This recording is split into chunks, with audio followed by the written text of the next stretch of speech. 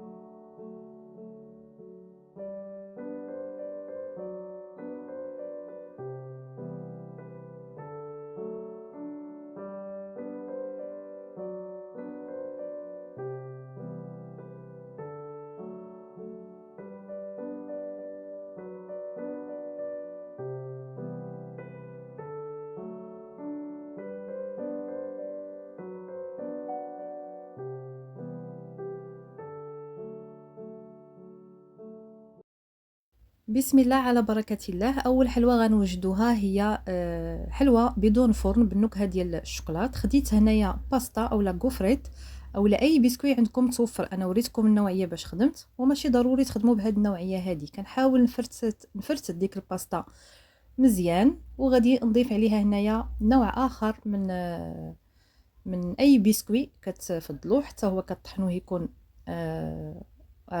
غليظ يعني ماشي رقيق. كذلك ضفت نص زلافه ديال اللوز اللي حمرته بالقشره ديالو وهرمشته غليظ حتى هو. غادي نخلط كلشي وضفت هنايا واحد الساشي ديال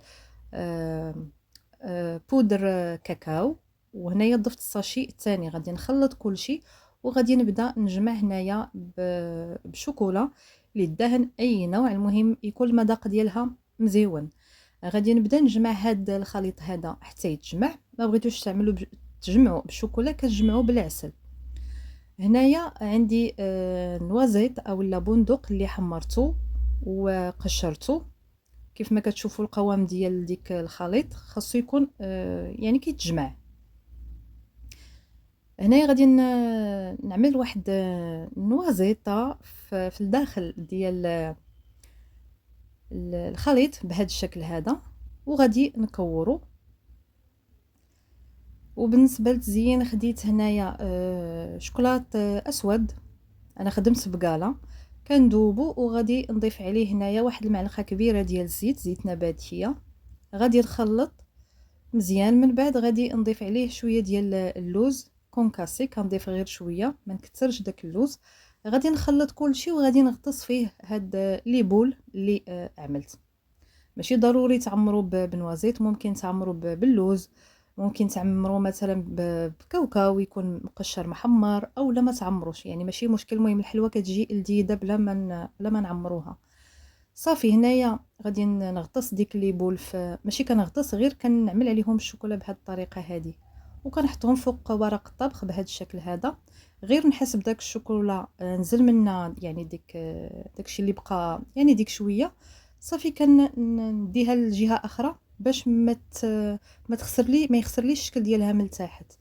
بالنسبه للحلوه الثانيه غتكون حتى هي بدون فرن بالنكهه ديال الكوك. خديت هنايا هاد الباستا اولا غوفريت بالنكهه ديال الكوك اللي فيها المذاق د الكوك. غادي نفرتتها حتى هي وضفت تقريبا واحد الزلافه ديال الكوك. الكوك يكون داك الميدم المزيان. من بعد ضفت شويه ديال اللوز كونكاسي. هنايا عندي هاد العلبه ديال الفواكه المعسله، ممكن تستغناو عليها ماشي ضروريه. صافي غادي نخلط هاد المكونات مزيان. من بعد غادي نجمع بالحليب المركز المحلى. هنايا غادي نبدا نعجن هذا الخليط هذا. ما غاديش يتجمع لي مزيان، فغادي نزيد عليه شويه ديال الكونفيتور ديال المشماش بطبيعه الحال حتى كيتجمع الخليط. المهم هذا الخليط هذا خاصو يتجمع، ومنين نجيو نكورو خاصو يتكور، ما خصوش يتفرتت لينا.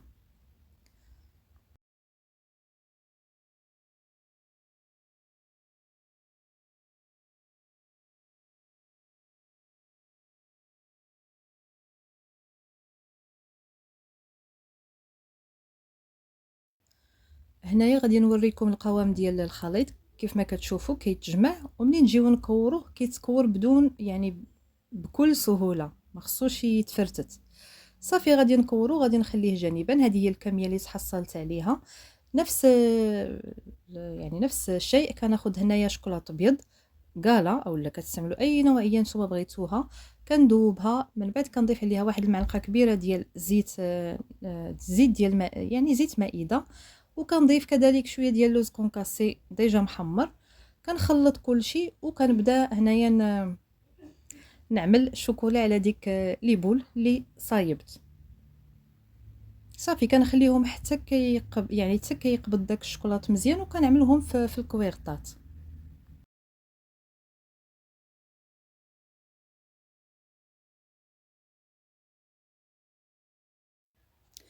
غندوزو نوجدو حلوة الطرون الشماليه. خديت 450 غرام ديال الشوكولاط ابيض، كندوبو، كنضيف عليه معلقه كبيره ديال قهوه سريعه الذوبان اللي كنكون طحنتها. من بعد غادي نخلط كلشي. من بعد هنايا ضفت تقريبا معلقه 2 معالق كبار عامرين ديال الزيت نباتيه.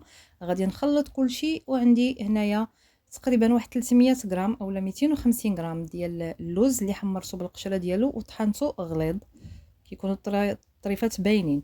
خلط كلشي، يبان لي الخليط باقي سائل شويه، فضفت عليه شويه ديال اي بسكوي مطحون. المهم البسكوي يكون المذاق ديالو مزيون. خلط كلشي، وضروري خاصني نتحصل على هذا القوام هذا، كيكون ثقيل شي شويه. الزيت كنضيفوها باش ما تجيناش هاد الحلوه قاصحه في العضه، يعني تجينا هي هذيك في العضه. صافي خديت هنايا هاد القالب ديال السيليكون. كتاخذوا اي قالب عندكم اولا مول، كتعمروه بهاد الخليط هذا وكتحطوه في الثلاجه حتى كيبرد، وكتزولوا منه هاد الحلوه. انا ملي كنسالي كنحاول نضرب ديك القالب يعني على سطح العمل باش كيتقاد داك الخليط. صافي هنا من بعد ما وجدت انا عملت قالب اخر اللي على شكل ورده حيت بقى لي الخليط. فهذا هو الشكل ديالها من بعد ما كتقبض في راسها. كندخلوها غير الثلاجه ماشي المجمد. وبالنسبه لديك الحفار انا عمرتهم بصوص ديال الشوكولا اولا الكراميل على حسب المتوفر عندكم. دابا غندوزو باش نوجدو البتي فور. عندي هنايا 250 غرام ديال الزبده. انا استعملت ديال التوراق، كتستعملوا اي نوعيه. ضفت عليها قبصه ديال الملحه. عندي هنا 2 كيسان عنبه عامرين ديال السكر كلاصي. عندي كذلك معلقه كبيره ديال قهوه سريعه الذوبان اللي كنطحنوها مزيان. عندي كذلك معلقه صغيره ديال الفاني، بودر ديال الفاني. هذا كيعطينا بنه ونسمه، كيجي غزال احسن من ديال الساشيات. صافي من بعد ما كنخلط مزيان ديك الزبده مع ديك السكر، ضفت هنايا 2 ديال البيضات. غادي نحاول ندخلهم مزيان في الخليط. من بعد غادي نضيف الزيت. عندي 2 كيسان عنبه ديال الزيت، لكن غادي نضيف واحد الكاس ونحاول نخلطو مزيان حتى يدخل في ديك الخليط. عاد غادي نضيف الكاس الثاني. ضروري من هاد العمليه هذه باش من بعد الحلوه ديالكم ما تطلقش لكم الزيت. دائما في اي حلوه حاولوا تدخلوا ديك الزيت مزيان، يعني تخلطوها مع ديك ديك المكونات اللي حطيتوها. عاد غادي تبداو يعني تضيفوا المكونات الاخرى. صافي من بعد ما كتدخل ديك الزيت ما كتبقاش تبان، عاد غادي نضيف هنايا كاس عنبه عامر ديال انا عندي هنايا بودره الكريم باتيسير، الا كان شي يكون حسن. انا ما كانش متوفر عندي فعوضته ببودره الكريم باتيسير. غادي نخلط كلشي. هنا غادي نبدا نضيف الدقيق. انا حطيت في هاد البول هذا كيلو بالضبط ديال الدقيق. ملي بديت نخلط هنايا العجينه، ما خصكمش تعجنوها بالكف ديال اليد ديالكم، غير باطراف الاصابع كنحاولوا نجمعوا ديك العجينه. المهم هاد العجينه دخلت لي كيلو،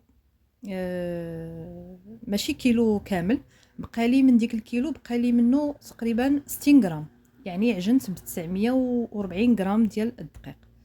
الدقيق ضيفوه تدريجيا، ماشي مره واحده. صافي هذا هو القوام ديال العجينه، خاصها تكون رطبه ولكن ما كتلصقش في اليد. كيف ما كتشوفوا كتشكلوها بالشكل اللي بغيتو، ولكن ماشي قاصحه.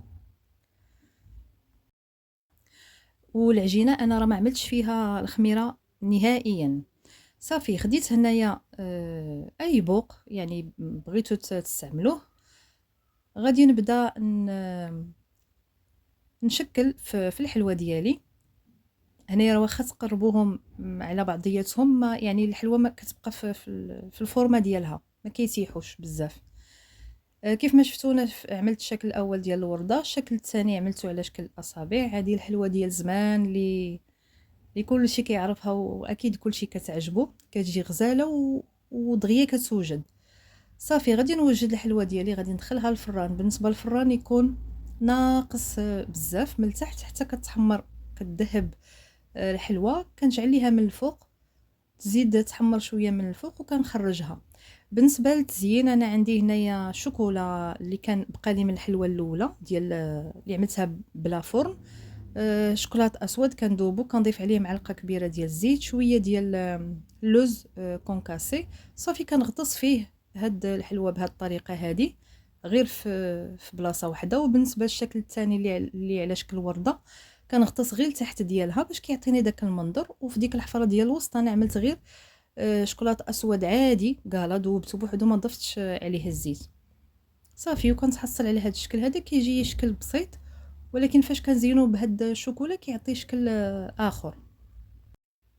الحلوه الاخيره غتكون ديال الفرماج والشوكولات. عندي هنايا في الاناء 250 غرام ديال الزبده، استعملت ديال البواطه، ضفت عليها قبصه ديال الملحه، ضفت كاس عنبه عامر ديال السكر سنيده، ضفت هنايا معلقه صغيره ديال النكهه ديال البندق. الا كانت متوفره ما كانش ماشي ضروري. عندي هنايا 4 ديال الفرماجات مثلثين. غادي نحاول نخلط هاد المكونات هادو مزيان حتى نتحصل على خليط اللي كيكون على شكل بوماد. هاد اللون هذا اللي في العجينه هو ديال لاغوم ديال البندق.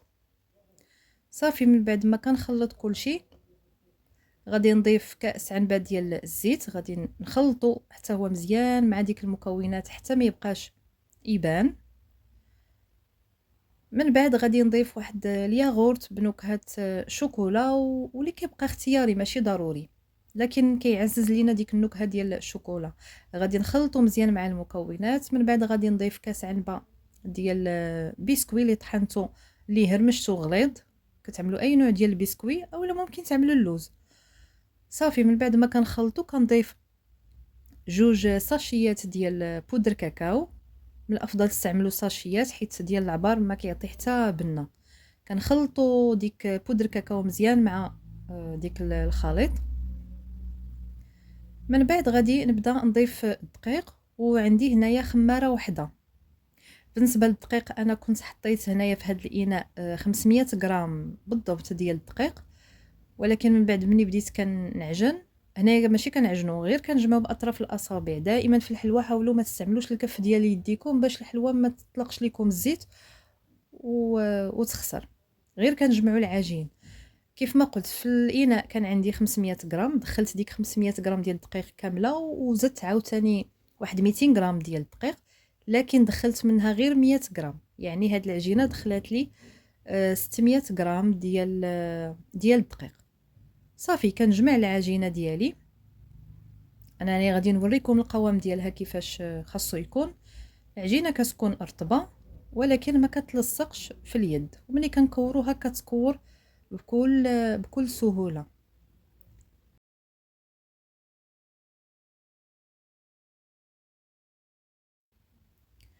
صافي خديت هنايا واحد الصينيه ديال الفران، فرشتها بابي كويسون، غادي نبدا نقاد في الحلوه ديالي. كنعمل منها بحال غريبات، هاد الاشكال هادو. وعندي هاد الاداه هادي عملت بها حفره في الوسط، ممكن تعملوها غير بالصبع ديالكم.